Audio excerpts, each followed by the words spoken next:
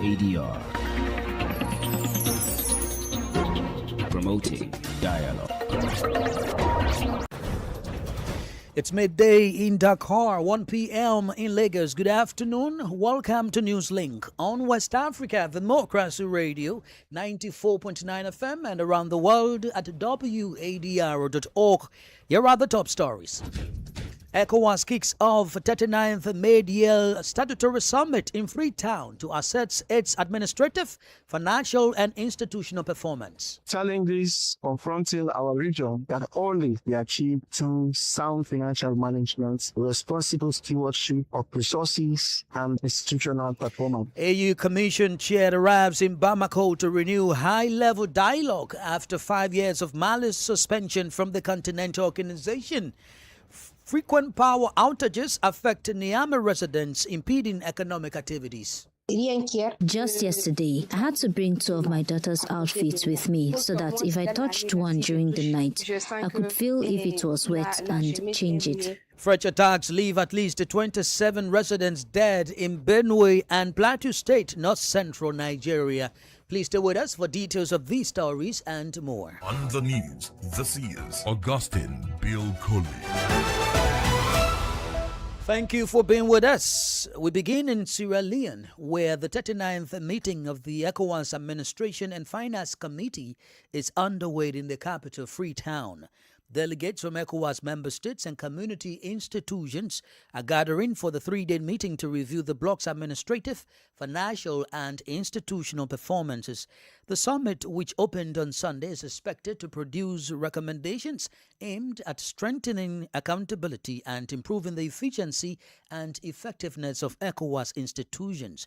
Usma Umar gives us the details. Opening the meeting, ECOWAS Vice President Damten Chinchibija said the committee's Golden Jubilee provides an opportunity not only to celebrate 5 decades of regional integration, but also to reflect on existing challenges and chart a stronger future for the bloc. Beyond celebration of the 50th anniversary of ECOWAS, we've had the opportunity to reflect on our objectives, our achievements, our challenges, and prospects that envisage for our community. Outcome of these consultations and sessions is set out in a pact for the future, which will be the subject of the special summit of ECOWAS head of state and government here in Freetown. Also speaking, the ECOWAS Commissioner for Internal Services, Habibu Yahaya Bappa, praised the committee's oversight role, noting that its recommendations have helped position ECOWAS among Africa's best-performing regional economic communities. Meanwhile, Chair of the Administration and Finance Committee, Komba Momo, reaffirms Sierra Leone's commitment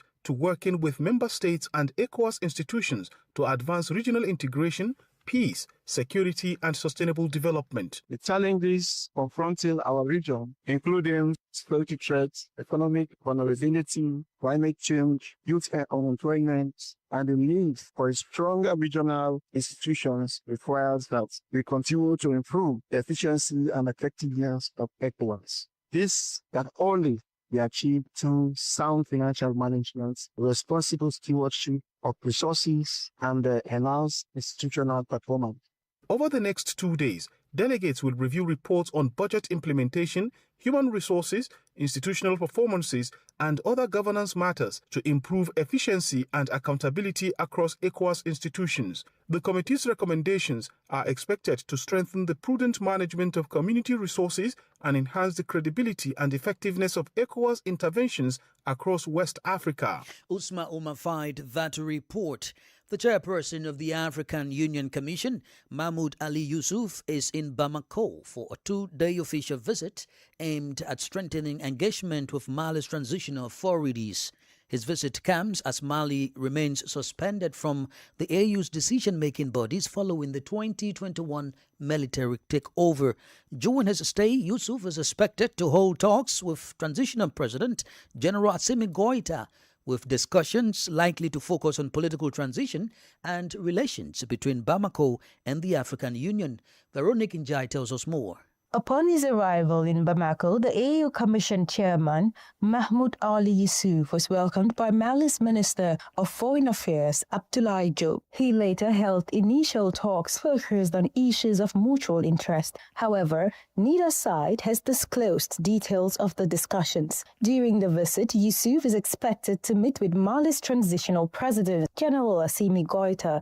While the agenda has not been made public, the meeting comes just months after the African Union Peace and Security Council called for stronger engagement with Bamako. The council urged the Commission to intensify dialogue with the Malian authorities on political reforms, a return to constitutional order, and the adoption of a credible timetable for democratic transition. Mali has remained suspended from the African Union's activities and institutions since June 2021. Security is also expected to feature prominently in the talks. The AU Peace and Security Council has reaffirmed its support for Mali's sovereignty and territorial integrity while calling for increased assistance to strengthen the country's security sector. The meeting between Mahmoud Ali Yusuf and General Assimi Goïta is expected to be the focal point of the visit, with its outcome likely to shape the future of relations between Bamako and the African Union. Veronica Jai with the details of Aliu Cham's report from Bamako. Elsewhere in Nigeria, at least 27 people have been killed in fresh attacks by suspected herdsmen in Benue and Plateau states. The latest violence has renewed concerns over the country's deteriorating security situation despite ongoing military operations aimed at restoring peace.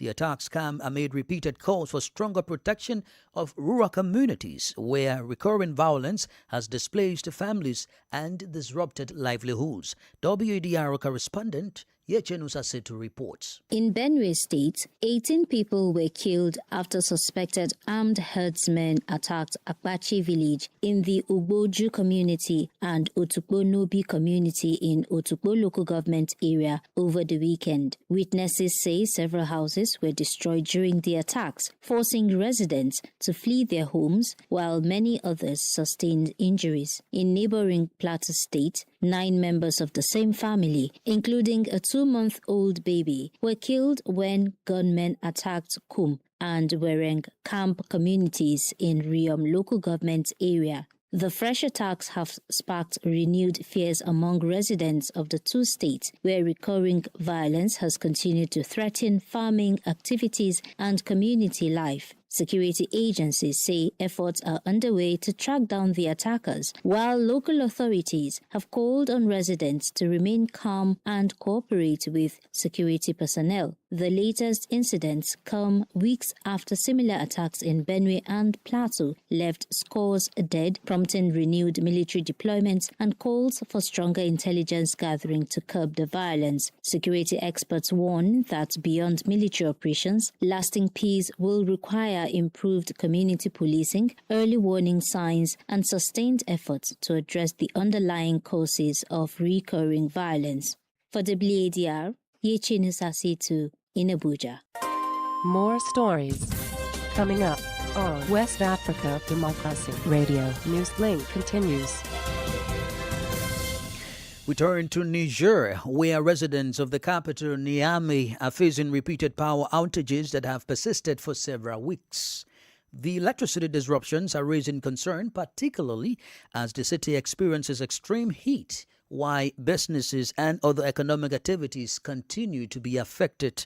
In a recent statement, the National Electricity Company, Newslink, said the outages are the result of faults on medium voltage power lines supplying the capital city. Imo Edit completes the story.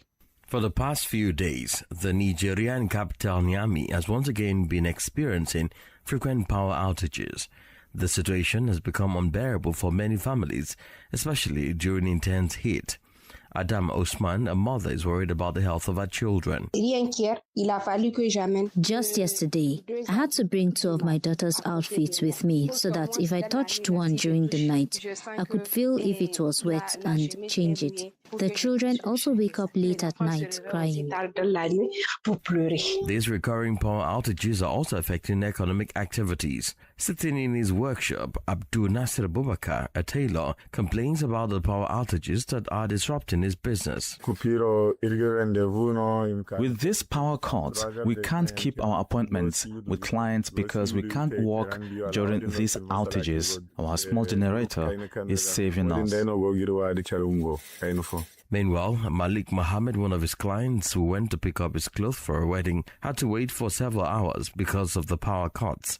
Malik explains his ordeal. He told me to come at 8 a.m. I arrived. He says that because of the power outages, he couldn't finish, and I have a wedding today. It's not his fault. It's not up to him. The Nigerian electricity company justifies these outages by citing faults on 15 of the 46 medium voltage lines serving Niamey. However, there is hope with the recent inauguration of a 40-megawatt power plant in the Nigerian capital. A report from Niamey correspondent Yakuba Bibulai and presented by Imo Edit.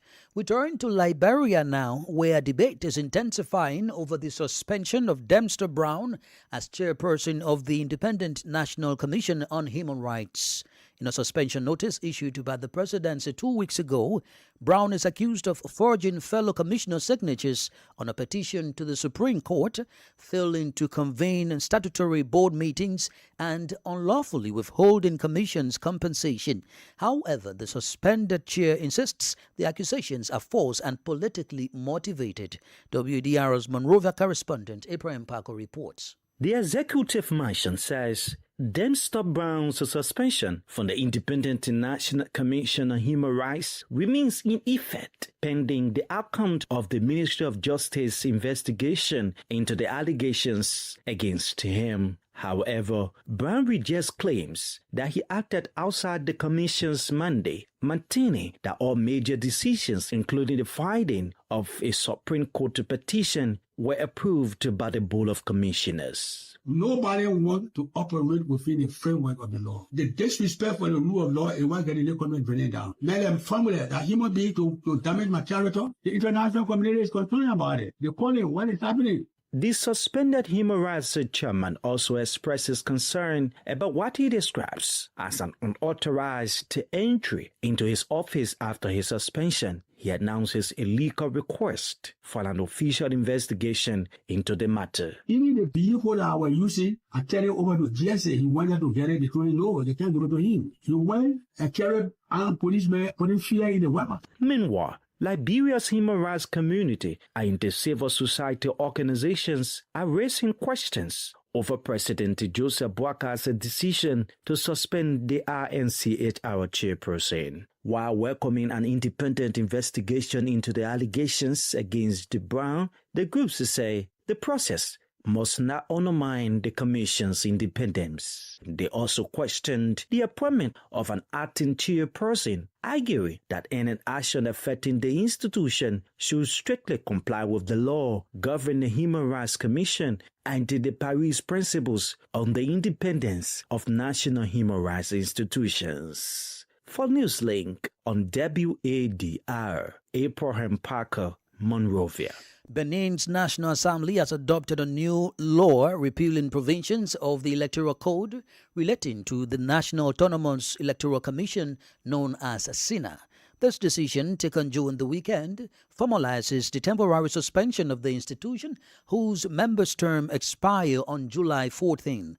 While the government promises to redeploy the commission staff within the public administration, the announcement has already sparked considerable concerns among affected employees. Abdullahi Hassan reports. Unanimously passed by members of the 10th legislature, the new legislation repeals the provisions of the Electoral Code that governed the organization and operations of Benin's National Autonomous Electoral Commission, known as SENA. Under the law, the Council of Ministers will issue a decree outlining new arrangements for managing the institution. Authorities say SENA staff will be redeployed across the public administration in line with the new provisions. With the terms of office for the president, members of parliament and municipal councillors now aligned at 7 years, no national elections are expected before 2031. As a result, Parliament concluded that there was no need to renew the mandate of Senate commissioners whose current term expires on July 14. The bill's sponsor, Augustin Wadr, said the measure is intended to reduce public spending by avoiding the cost of maintaining an institution with no electoral responsibilities for several years. He also assured lawmakers that employees' rights will be protected and that no staff member will be left behind. Despite those assurances, uncertainty remains among Senate employees. An internal source told Wadr that the atmosphere is one of widespread anxiety, with many workers worried about possible job losses or unsure where they will be reassigned. Attention is now turning to the executive, whose next decisions will determine both the future of Senate staff and the reorganization of Benin's electoral administration. Aziz Adam Suled's report from Cotonou, voiced by Abdullahi Hassan. You are listening to Newslink live on West Africa, Democracy Radio 94.9 FM, and around the world at wadr.org. Here is a reminder of our top stories. ECOWAS kicks off 39th mid-year statutory summit in Freetown to assess its administrative, financial and institutional performance. AU Commission chair arrives in Bamako to renew high-level dialogue after 5 years of Mali's suspension from the Continental Organization. Frequent power outages affect Niamey residents, impeding economic activities. Fresh attacks leave at least 27 residents dead in Benue and Plateau states, north-central Nigeria. We also have press review, guest interview and the sports news. Please stay with us. From the heart of Nigerian politics, this is Yeche Nusasitu in Abuja, and you are listening to WADR 94.9 FM Dakar. Thank you for staying with us. Now to Ghana, where passengers traveling through the Accra International Airport will no longer be required to routinely remove their shoes, belts, laptops, and certain other personnel items during security screening. The change follows the deployment of new screening technology by the Ghanaian Airports Company Limited. Authorities say the new system is designed to strengthen aviation security while reducing waiting times and improving the overall passenger experience. WADR's Accra correspondent Nada Detete has the details. According to a statement issued by the Ghana Airports Company Limited, GACL, the new screening equipment is being deployed at the passenger checkpoints of Terminal 2 and 3 of the Accra International Airport as part of efforts to enhance aviation security and improve passenger processing. GACL says the technology will allow passengers to keep laptops and other large electronic devices inside their cabin baggage during security screening. Routine removal of shoes and belts will also no longer be required except where additional checks are deemed necessary through security profiling. The company adds that permitted liquids, aerosols, and gels can also remain in carry-on baggage during screening, although the existing 100 milliliter limit for cabin liquids remains unchanged under international aviation security regulations. According to GACL, the new equipment will be rolled out in phases alongside existing screening procedures to ensure uninterrupted airport operations during the transition. The upgrade also includes an automatic tray return system, which is expected to reduce screening times and improve passenger flow through the terminals. The rollout follows President John Dramani Mahama's announcement in May that government would introduce modern screening technology at Ghana's main international airport as part of efforts to strengthen security and improve the travel experience. For WADR, Nadidi Teti, Accra.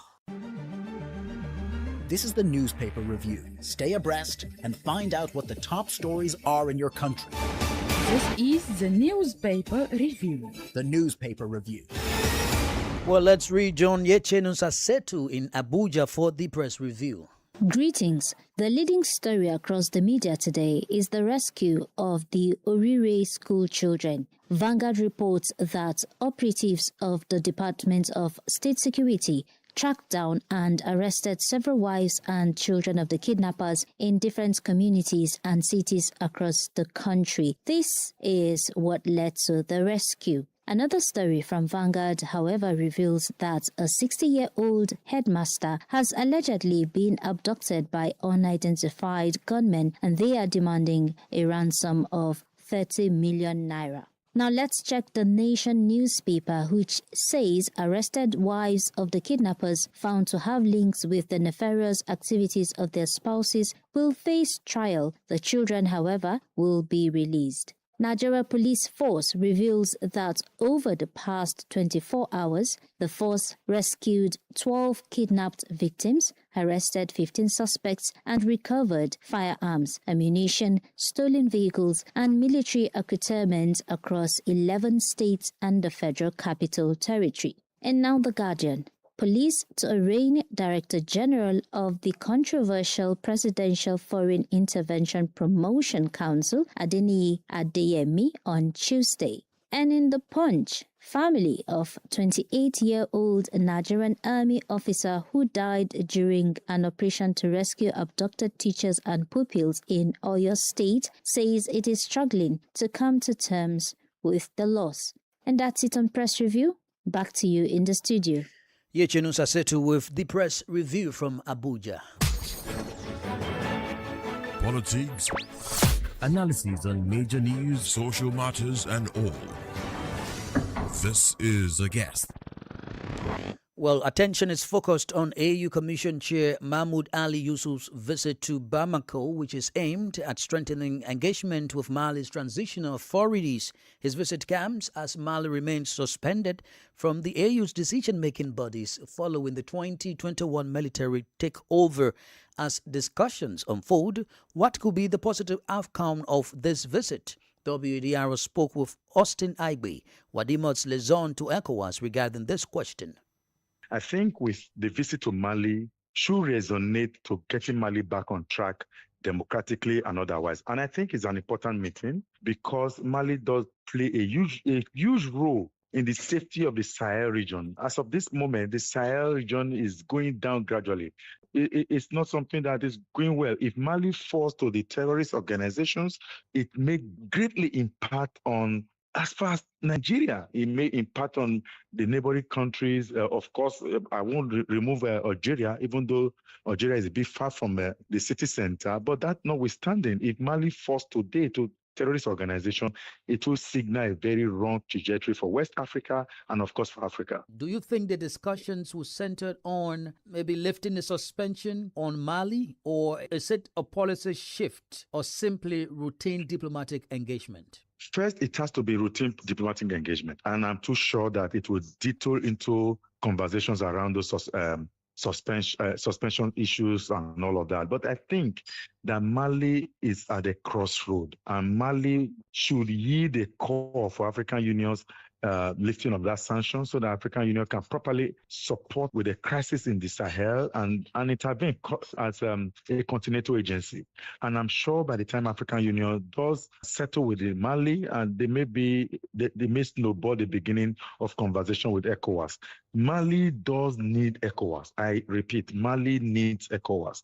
Mali cannot rely on the Burkinabe and the Nigerians for military support. It is not happening. And it cannot happen. And I would humbly, I use the word humbly, request that the Malian authority bring that suspension issue on board and have that conversation very strongly. And I do believe that if African Union does lift those sanctions, it may gradually lead to the ECOWAS lifting the sanction. If this visit fails to produce concrete commitments from Bamako, what options does the African Union have to influence Mali's transition, especially at a time when the country has strengthened ties with other regional and international partners? So it is clear. Mali today is only having alliance with Russia. France is no more available. And of course, you saw what has happened recently with France and Burkina Faso. So what I think, Bamako will be in a deeper challenge if this meeting fails. Can the African Union effectively balance its support for Mali's fight against insecurity while maintaining pressure for democratic reforms? I think that is a pathway. But if there is no sense of democratic return, there will be no need to support in the fight against insecurity. Bamako need to step down. Russia, most likely, because it's not helping the people, it's not helping the administration. Step down Russia at this time and get back on the track of the Continental Agreement, and then work towards an AU measure. And gradually, once democracy is restored in Mali, automatically the president will reapply to ECOWAS, if at all, maybe ECOWAS can accept them. Austin Aigbe is Wadima's liaison to ECOWAS. And now in sports, Ghana booked their place at the FIFA Under-17 Women's World Cup Morocco 2026 after defeating Senegal 7-6 on penalties following a 1-1 draw in the second leg, which left the tie level at 2-2 on aggregate.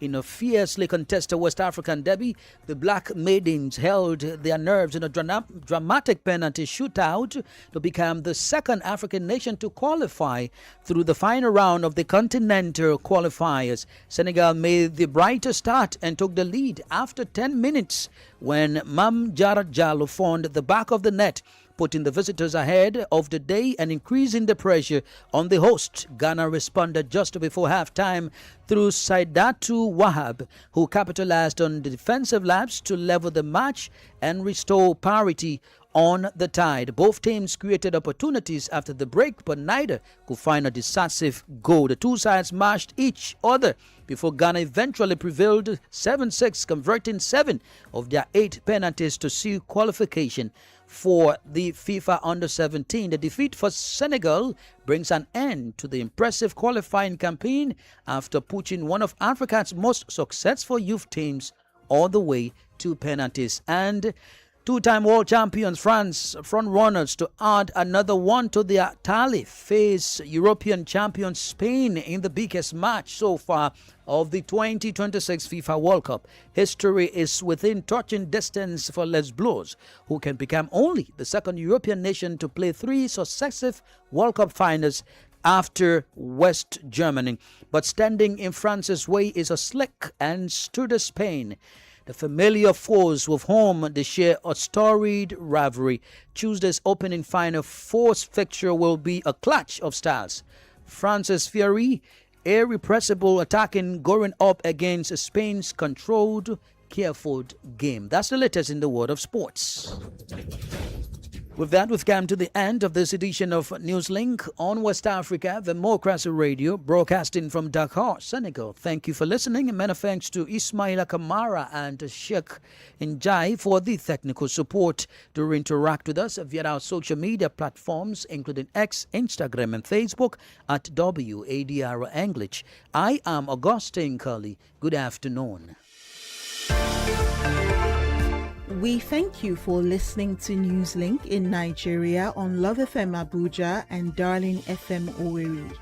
In the Gambia on Hot FM Banjul, Hilltop FM and Veritas Radio in Serekunda. Thank you for listening on Alternative Youth Radio Lofa County, Liberia, Radio Kegaman in Nimba County, and DCN Radio Riverside County. A big thank you to Radio Baft FM in Sierra Leone for listening, and in Ghana we thank Radio Pad in Damango and Royals FM in Wenchi. Thank you all for listening to Newslink.